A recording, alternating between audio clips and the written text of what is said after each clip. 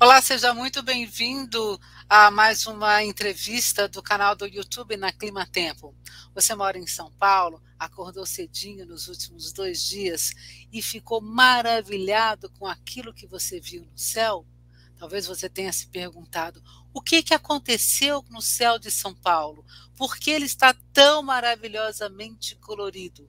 Pois é, quem acordou bem cedinho nos dias 26, 27 de janeiro de 2022, pôde ver uma coloração alaranjada intensa, vermelha e principalmente aquele rosado, aquele púrpura maravilhoso, e que é uma coisa que não estava acontecendo nos últimos dias. Por que o céu se transformou? Claro, essa pergunta também foi feita pelos meteorologistas da Climatempo. O que foi que aconteceu? Nós estranhamos porque não havia nenhuma evidência de poluição mais acentuada que pudesse dar aquele tipo de coloração. Não tinha nenhuma situação meteorológica, por exemplo, de inversão térmica, né, que aí sim acentua muito essa camada de poluição, nada disso. Aí alguém da equipe lembrou, mas será que não pode ser efeito da explosão do vulcão lá de Tonga? Ou seja, as cinzas estão tendo efeito aqui em São Paulo? Será? Bom, e é exatamente para responder a essa pergunta que eu fui em busca, então, de uma conversa com a professora Márcia Yamazui. Ela está aqui comigo hoje e ela é professora lá do Instituto de Astronomia, Geofísica e Ciências Atmosféricas da USP. A professora Márcia é uma especialista, o foco de pesquisa dela é na área de poluição atmosférica e de processos radioativos na atmosfera. Márcia Yamazui, muito obrigada aí pela sua disponibilidade. E, Márcia, eu começo de cara jogando a pergunta para você. Afinal, as cinzas do vulcão lá de Tonga estão sendo percebidas aqui em São Paulo? Boa tarde, Josélia. Agradeço o convite também, essa oportunidade. E a resposta é sim, exatamente. A partir de ontem, às 4 da manhã, um instrumento do Dr. Landulfo já detectou essa pluma chegando aqui em São Paulo.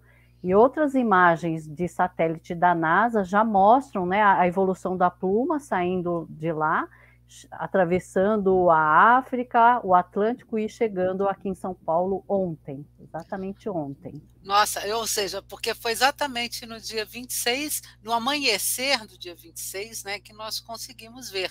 E, claro, está aí favorecida essa imagem de um céu tão maravilhoso, porque nós não tínhamos áreas de chuva, né, não tinha uma nebulosidade pesada. Agora, essas imagens, esse céu maravilhoso também foi visto, por exemplo, no litoral de São Paulo, e nós já começamos a receber imagens também muito suspeitas de efeitos de pluma vulcânica na região de Formiga e de Governador Valadares, em Minas Gerais, né? Agora, Márcia, explica para a gente como é que essa pluma, né, esses efeitos dessa pluma conseguem se espalhar pela atmosfera.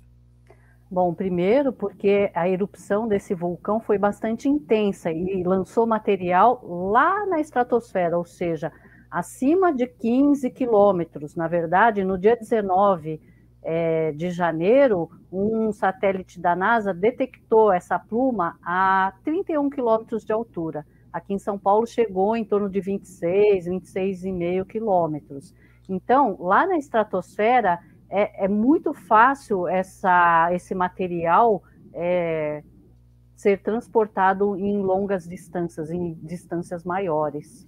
Pelas correntes naturais Exatamente. na própria atmosfera, pela Isso, circulação natural. E assim, exatamente. bom, a gente pode até inferir que vai dar a volta ao globo daqui a pouco, né? Com certeza, provavelmente vai dar a volta e em alguns dias, talvez 10 dias, a gente veja essa pluma passando de novo aqui pela América do Sul. Olha que coisa incrível. Agora, Márcia, você falou em 31 quilômetros. Caros ouvintes, só para vocês terem uma ideia, quando uma nuvem cumulonimbus atinge assim um topo muito grande, nós falamos em algo em 15 quilômetros, por exemplo, 18 quilômetros, 15 quilômetros, um topo a 15 quilômetros de altitude já é muito, tá? Exatamente. Então já é um topaço. Uhum. Agora a gente está falando em 26, 31 mil quilômetros, né? Opa.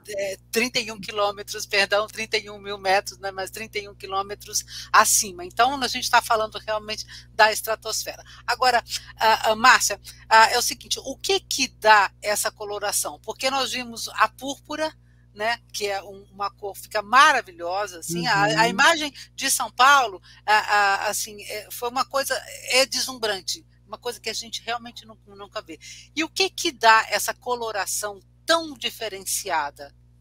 Então, o vulcão emite cinzas, outros materiais que se depositam muito rapidamente. Quando atinge a estratosfera, perdão, na verdade foi a emissão de gases de dióxido de enxofre.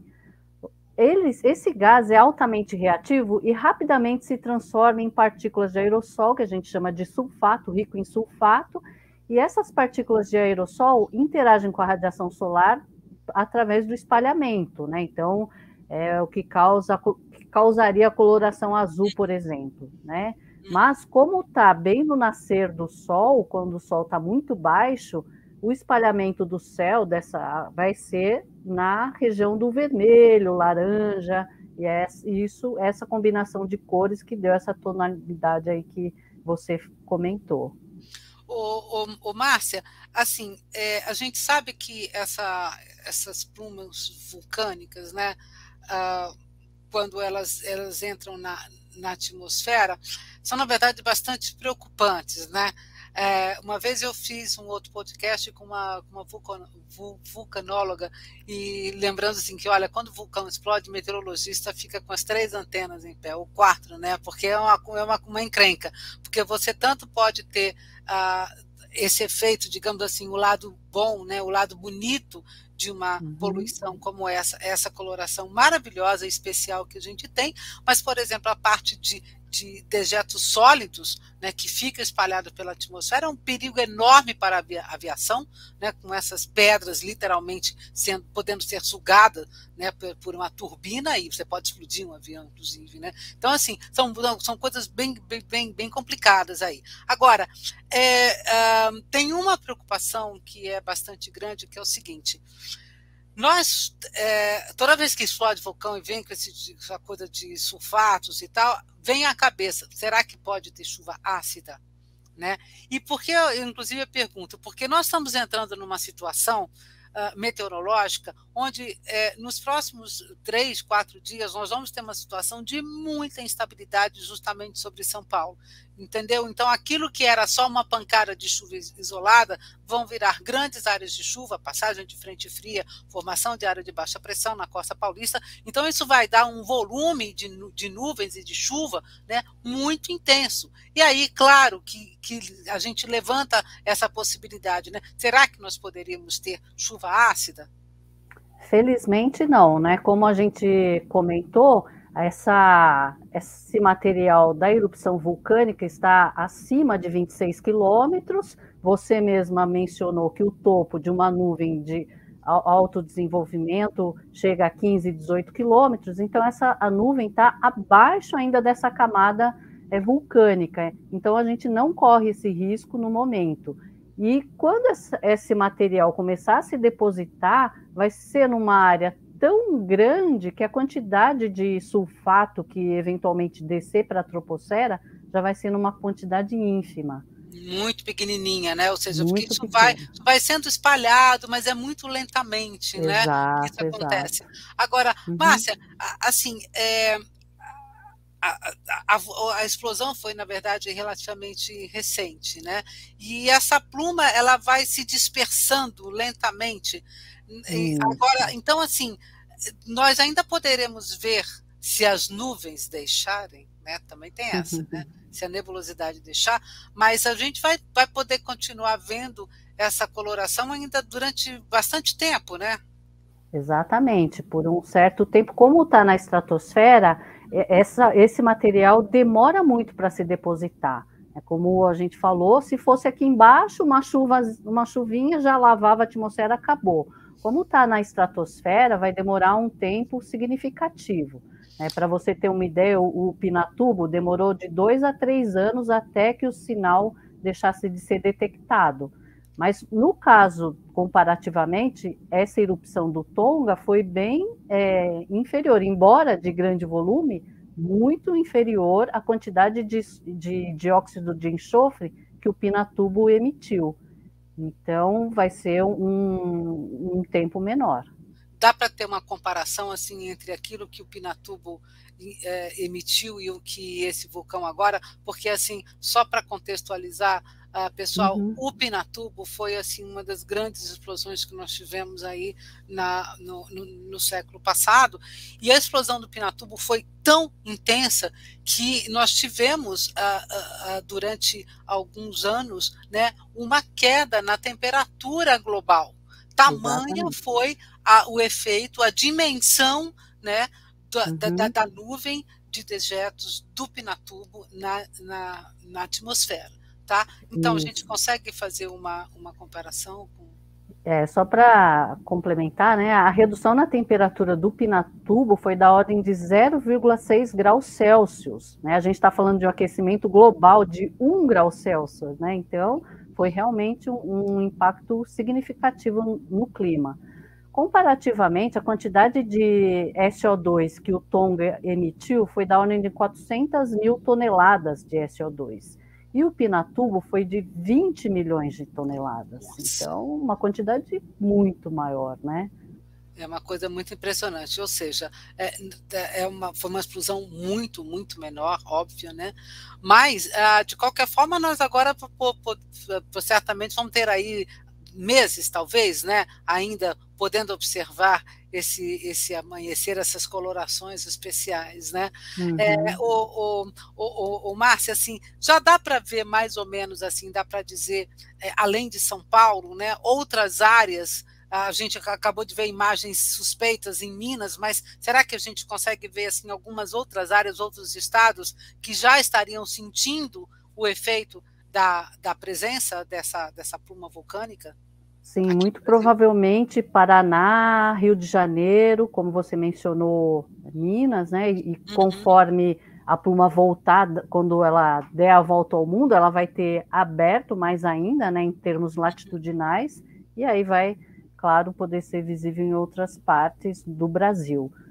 Claro que quanto mais ela se dispersa, menor vai ser o sinal que a gente... rarefeita ela fica, e aí os efeitos também vão sendo menores, né? Isso mesmo. Márcia, assim, algum outro efeito, por exemplo, nocivo que poderia haver na atmosfera, algum alerta, alguma preocupação?